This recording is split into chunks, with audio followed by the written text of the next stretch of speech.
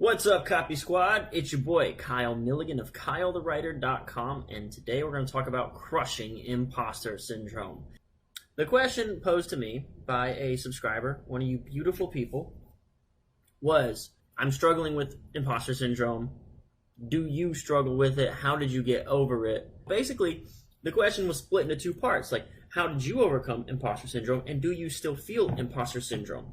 So, let's say one instance of imposter syndrome I felt. The answer is yes, I feel imposter syndrome constantly. How do I get over it? How do I crush imposter syndrome? And I put it in quotes because it is something that will absolutely never go away. Sorry, not sorry, but you can adopt strategies that make you sort of embrace imposter syndrome, and that's what I've done. I wrote a book. There's a language that speaks directly to the emotional center of a person's brain. If you can master this language, you can make a lot of money. I personally use this language to help me grow $7.1 million in sales in 2018. If you're interested in that book, it's called Take Their Money. It's available at KyleTheWriter.com/book. Imposter syndrome is a lifelong condition. It comes with the territory of creating. Okay? I'll just say that. It comes with the territory of creating. And that kind of is a good way to sort of spin into my solution, quote, quote, for imposter syndrome. Because there really is no solution. There are tactics. There's strategies to kind of better deal with it. I'm going to try to tell you some of those things. Why imposter syndrome is good is that we all have it. Everybody struggles with it. So guess what? It weeds out a lot of, weak-kneed people, wimpy, scared people. That imposter syndrome takes care of half the work for you because those people never start. So it lowers the competition pool so that there's fewer people to compete with. But you still have to compete with some really, really talented people who make it through imposter syndrome. So imposter syndrome is good because it lowers the talent pool, the number of competitors in there. Oh, here's a good thing. Okay. But let's start with this idea of being obsessed with being bold. And I have a little bit of like a story for you. There was one book that changed my life so far back. I read this in college and I completely almost forgot about it. But there's a book called Lynchpin by Seth Godin, and my law professor gave us that book. And in that book, he talks about the winds of resistance. Godin wrote in there, wherever the winds of resistance are coming from, that is the direction you should be heading. And for whatever reason, that struck a monster chord with me. That's like the one line I remember from the entire book, and it struck such a significant chord with me. And this has to do with being obsessed with being bold. But I started telling my friends that. Remember, I'm still in college. We would go to the beach and there would be like girls laying out, and there'd be like me and two of my buddies. There's three of us. There's like a group of like 3 or 4 girls nearby, and I was like, we should go talk to those girls. And my friends were like, nah, I don't feel like it, and blah, blah, blah. And I was like, that's the resistance. Like, that's why you have to go talk to them. And for whatever reason, I just mindlessly internalized that. Like, just the fact that it frightened me to go talk to some strange girls on the beach is such a scary concept. Like, the worst they could do is be like, yeah, go away. But, like, for whatever reason, like, we're socially conditioned to, like, be terrified of talking to strangers and approaching people we find attractive, especially. Like, it really, like, messes with us. So, whenever I was in college, I read that line, and for whatever reason, I internalized it. And from that point on, anytime something scared me, I had an innate reaction, like, immediately to, okay, I have to conquer this. And that was kind of this obsession with being bold. It came out of nowhere, like, okay, there is this thing, and that on the other side of this fear, there will be great rewards of some type, right? And that has led me to get through imposter syndrome quite often, because imposter syndrome, this fear of being found out, this fear of being unmasked for what you really are, is fear. Right? So when I feel fear in general, I pay attention, okay? And that's going to bring me to another point. So, okay, I've got a bunch of points. They're all kind of like the same thing with being obsessed with bold. One says, be a masochist. It kind of goes hand in hand. So I have like this weird love of, almost like I love to fail in a way, where I love the attempt. I love the try, right? But that doesn't mean I feel like I'm impervious to imposter syndrome. I'll give you another example of imposter syndrome. Trump bonus checks had no copy chief. I wrote hottest IPO for Altucher, and it did well. I wrote the 70 cent crypto for Jim Rickards, and it did well. And then I had these 2 good promos back to back, and I had the worst imposter syndrome because I had a copy chief. And I was like, I'm just lucky to have this great copy chief. I'm actually not that good.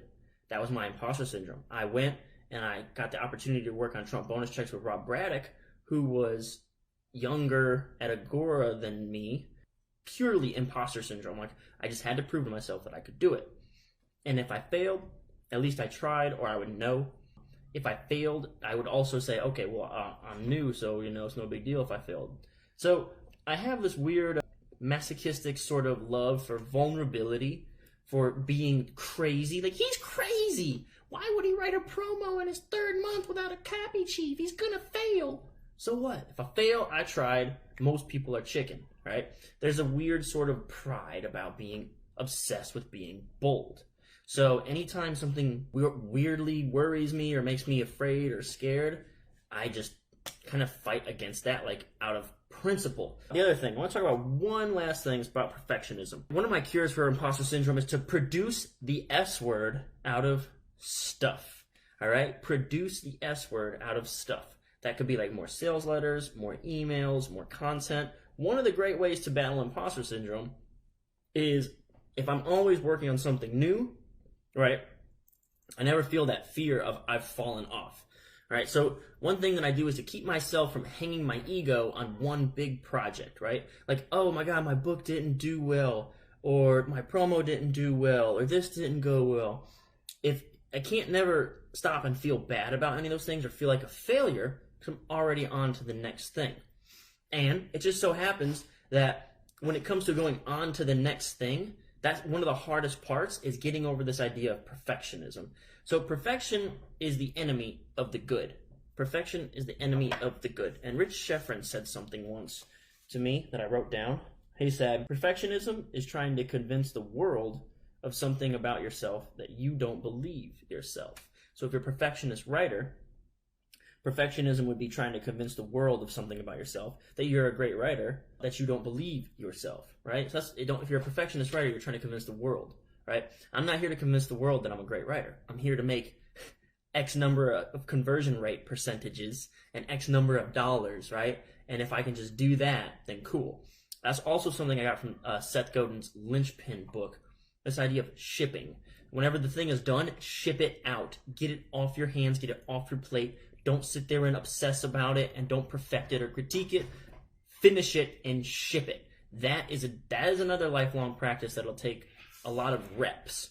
And that's why I say produce the S word out of stuff. So yeah, like, I've always got like, what am I going to do next? So I'm not sitting here obsessing about the performance or how well the thing I just did was. I don't have time to feel like an imposter syndrome. And again, these are tactics to kind of keep imposter syndrome at bay. I don't really think that we can truly crush imposter syndrome and get through it and be done with it. I don't think there's any level of success that makes it go away. I think what you can do is try to keep from perspective and understand that it's just part of the game. It's part of the creative process, right? And it's good because everybody has to fight through it. Everybody's dealing with it all the time. Everybody thinks that they're only as good as their last thing, so they need to come up with a new thing to prove that they're still good, that they haven't fallen off. That's a competitive advantage for those of us who stick through the game and just keep pumping out content, keep pumping out sales letters, keep pumping out emails, etc., etc., etc.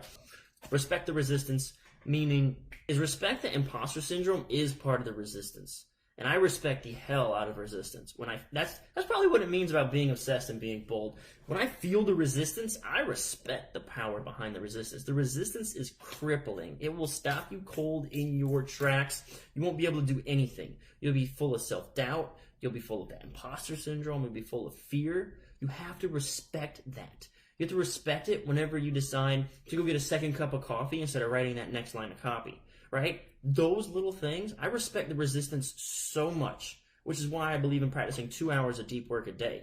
And I track every second of those 2 hours, and I'm not allowed to do anything else. I will not let the resistance into those 2 hours of deep work. That is my time. It's sacred. And whenever I can feel that fear, which is like the most obvious way to kind of feel the resistance is through fear. When I feel fear, I tackle it. I go after it head on, and I'm more obsessed with the idea that I fought the resistance than whether or not I succeeded or failed.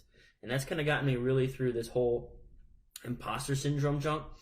Sure, I still feel imposter syndrome constantly, but I'm still able to produce in spite of that. I don't know if you can crush and get rid of permanently imposter syndrome, but I'm still able to produce in spite of imposter syndrome because I am willing to respect the resistance and meet it head on and try to. I'm so obsessed with being bold and taking the action, right? I'm so obsessed with saying I tried, but it outweighs the idea of whether I failed or succeeded. And what's happened is by staying stupid and staying ignorant and just going for it blindly, I've succeeded more than I've failed. And it's kind of like a byproduct of taking action. A lot of people just never take action. You have never really failed because you've never really tried. You'll find out that there's usually like a good mentor around the corner. There's infrastructure. Your bosses want you to succeed. All these people will be willing to help you out if you would just try. So, I mean, imposter syndrome, we're all going to struggle with it. And again, the higher up the ladder you climb, it'll probably get even stronger. But there are ways to fight through it. All right, guys. Thanks so much for tuning in. I hope this was helpful. I hope this will help you push through some imposter syndrome junk. For those of you interested in my book, it's called Take Their Money. It's available at kylethewriter.com/book. Thanks so much for tuning in. Peace out, Copy Squad.